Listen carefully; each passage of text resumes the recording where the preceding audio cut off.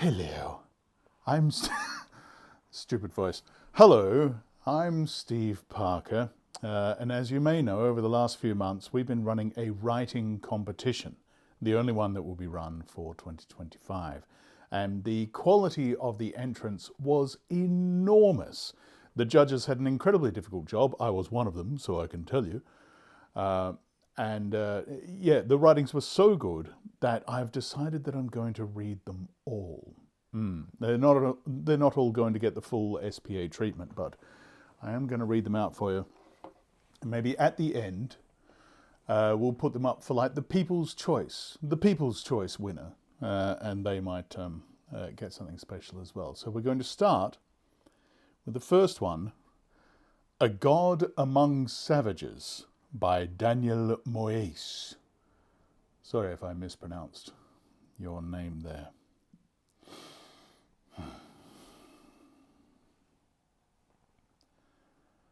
The hilly field was littered with corpses as crows and vermin curiously explored how their land had changed since noon. The sun stood high, preparing to sink below the horizon. Most of the Romans had already moved back to their camps, taking care of the wounded and eager to celebrate their great victory. Only a few divisions remained on the scorched fields, removing valuables from fallen friends and foes. Among them were a couple of centurii that had arrived last at the battlefield. They now carried away the bodies of their friends, whom they had failed to help on the battlefield. Meanwhile, in the war tent, the leadership was gathered. The general sat at the center, surrounded by his centurions, who waited silently as he reviewed the final reports. He looked up from his paper and quickly counted the heads. "Centurions, today we have shown all of Germania what Roman swords are made of. For this act, we have not been left unrewarded. We have captured at least half of their treasure wagons and plenty of prisoners. According to my calculations, each of your centurii will be rewarded with 1 chest of gold and 100 prisoners of war to be sold as slaves." Proudly, the centurions looked at each other and started thanking the general. In response, the general lifted his hand to command silence. "However, Marcus, you will only get 17 prisoners, as your troops did not attend the battle until the very end." A young, pale patrician bowed his head. "Yes, my lord." The general turned his head to the centurion and kept eye contact as if he was hoping for Marcus to protest.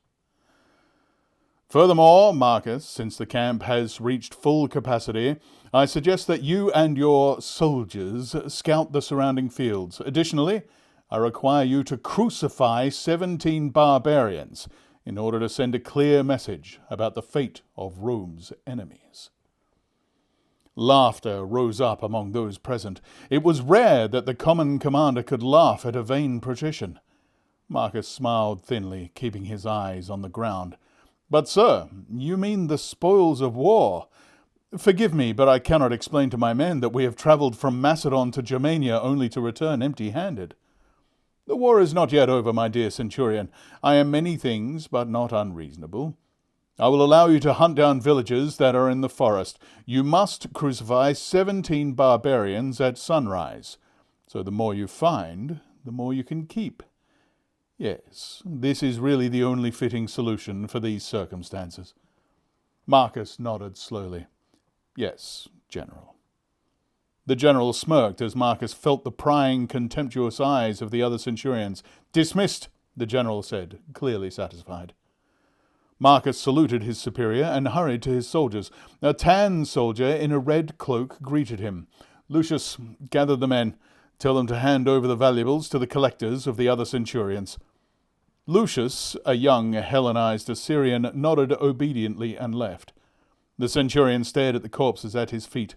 While his fellow soldiers were battling, he was holding a river crossing, so that the legion would not be cut off from the supply line coming from the allied villages. There had not been attacks on his centuria, where most of the other Roman forces had been battling against the hordes of Germania.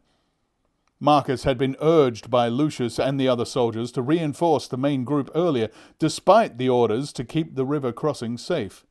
Now that he arrived late, Marcus felt a sharp pang of guilt for having excluded them from the loot. Lucius smiled politely as he approached the young centurion. "Centurion, we are gathered." Marcus smiled. "Greetings, fellow members of the 5th and 6th Centuriae. As Lucius has told you, we are not permitted to bring any of the valuables with us. However, fear not. This evening we will head into the woods to claim our own rewards, and there we shall crucify 17 of these barbarians." The armed men kept staring at the young centurion with expressionless faces. Marcus glanced around, masking his unease, haunted by the fear of a blade finding his chest as he slept. "Move north, men. This place will smell like the plague in a few minutes," he said, as more and more flies were gathering on the corpses of the fallen. After a short march, the centurion discovered a village. Grins started spreading on the faces of the eager soldiers. "Hold!" Marcus shouted in vain as the soldiers didn't wait and rushed forward, trampling Marcus's orders along with the village. "Hold!" Lucius repeated in a louder voice as he was guarding the 17 prisoners. It was with little success. The eager soldiers cut down the few Germans armed with sharp sticks defending their property. The prisoners looked down, ashamed as their countrymen got slaughtered. "The village is ours, centurion," Lucius said softly. "Shall we sleep in their houses? It is getting late. We can quickly make a prison for the villagers." "Yes, give the order," Marcus said, sheathing his sword. "May I ask who we're going to crucify, dear friend?" Lucius asked. "I will let you know tomorrow which 17 we are going to crucify," the centurion replied, feeling dread overcome him. Following orders was one thing, but deciding for yourself who must die was another matter entirely. "May I suggest you crucify the children and wounded? They would offer the least amount of money on the slave markets." "Your suggestion is noted, but I'll have to think about it. For now, I will take the chieftain's hut in the middle of the village." Marcus entered the hut and took off his helmet. He threw it violently on the ground and started pacing around the hut. Outside, his men had built fire, being sure that the Germans in the area had been fully crushed and were on the retreat. Marcus wished he was still in Rome, or travelling through the ancient Greek cities, continuing the education he so richly enjoyed. His mother had forced him to join the army, as no good senator had no blood on his sword. Well, blood will flow plenty. 17 armless Germans would now spend their last night in the captivity of life. If only he were in Greece, where he had met and studied with Lucius. In Germania there were no civilization, philosophy or culture, merely savages with weapons and savages without. "Roman, why have you come?" was suddenly said by a frail voice. Marcus shook up and placed his hand on the hilt of his sword. An old woman was lying in a white dress behind curtains. The centurion frowned and relaxed. "We have come to civilize your lands, after your troops raided fine Roman villages." "Oh, I see. And now you want to civilize my bed by removing the body." "Don't speak nonsense. You apparently know Latin well enough to make sense." "There is nothing to say. You are now in command." "My soldiers and my generals are," thought Marcus with a sigh. "You are old and can keep your house for tonight. I won't let you sleep on the floor." "But you will execute 17 of us when the sun rises."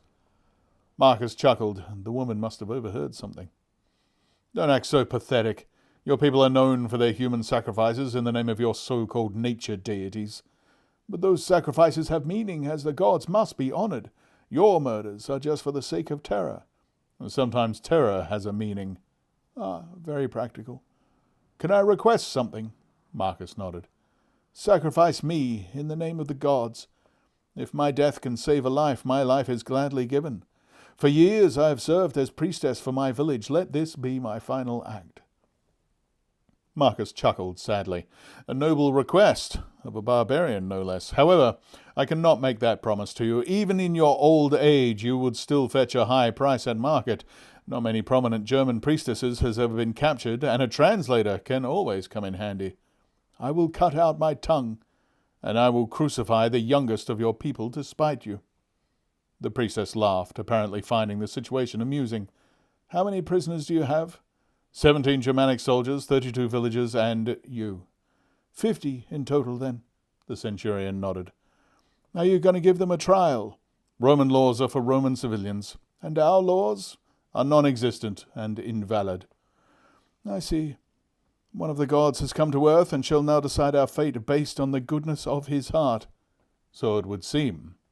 Sleep well, Roman god. The woman turned her back on Marcus. The centurion sighed and laid down on a wolf pelt that was laid on the floor. The conversation had stirred something within him. The centurion looked at the ceiling and started to think. 17 dead, 33 sold as slaves. One could say that he is merciful by not executing all 50 of them. The old woman had suggested herself, but even if he would, which other 16 would join her on the cross? Which criteria could one apply to make such a horrendous decision? Should he listen to Lucius, whom in Greece had been inspired by Epicureanism? There was merit in focusing solely on what brought the most joy to people, which in this case was surely preserving the greatest value among the captives for his centuria. In doing so, families back home could be provided for, and the most meaning would be achieved. What greater pleasure can a man know than seeing the faces of his well-fed children sleeping soundly? He tightened his fists and got up. Sleep was not coming for him. The gods don't grant such pleasures to those who are not done with their tasks. He sat down at a table. He started scribbling his thoughts on a piece of parchment. How could he calculate meaning by only regarding the needs of the butcher and not those of the cattle? Aristotle would see such judgments based on the characters of those involved. But how could the young centurion identify 50 people and pick the 17 most rotten in a single night? Besides, did he himself have such an outstanding moral compass to make such a decision? No, it was not proper to execute any villagers, not even if they asked for it themselves. The 17 soldiers had picked up arms against the Romans, and they should feel the consequences of their folly. Marcus stood up and curled his fingers, ready to tear the scroll apart. Had he himself not been forced by his mother to join the army, these soldiers had their own tribal tyrants, who forced them at spear point to rush into Roman lines. Marcus dug his nails into his temples, craving for the wisdom owned only by the select few. He wanted to dig and keep digging until he unearthed a chest containing all the answers. Marcus looked at his own sword and threw it away from him. Jupiter Optimus Maximus, cast away these decisions from me as I cast away my sword forever. Strike those with lightning who should die and wash my hands clean of murder. Convince my mind that the life of a savage is nothing more than that of a sheep or a chicken. Silence followed, as it always did. Eerie silence in an eerie place, surrounded by eerie people. Marcus threw his arms around his head. He sighed and rubbed his eyes. He didn't want to think any more. He heard the loud snoring from the old priestess, who was lying in her white dress on a comfortable bed. Who was Marcus to decide who could live or die? Why should anyone have such terrible authority? He wanted to fall asleep and no longer wake up. He wanted the Germans or even a disgruntled Roman to kill him in his sleep. However, sleep eluded him. The sound of a crying baby was heard outside the tent, and Marcus sobbed with it. Despite the mother's caring words, the sobbing continued. Morning light reached the hut, and Marcus stood up. He wrote a letter and glanced at the lady on the bed, who was still soundly asleep. The decision had been made. The solution had been easy. The mist of morality, greed, duty, and honor had been lifted, and Marcus walked out of the hut, seeing the path ahead more clearly than ever. When the general arrived at the village, he squinted his eyes. He saw the 5th and 6th centuriae in disarray as Lucius was shouting orders. "What is this madness?" the general asked in his low, booming voice. Lucius became pale and quickly rushed to the general, holding the parchment. "I apologize, General. Marcus left instructions in this scroll. 16 are to be crucified, along with a list of principles he wished us to consider." 16, the general repeated, eyebrows narrowing. Lucas nodded and pointed to a pale man dressed in red cloaks tied to a cross. There you go. That's the first one. A God Among Savages by Daniel Moeijes. Very cool. Let's read the other 3, excluding the winner, of course, that was chosen by the judges. And then when you pick, the people's champion, the people's favourite piece, we'll do something for that writer as well. Excellent. See you for the next one.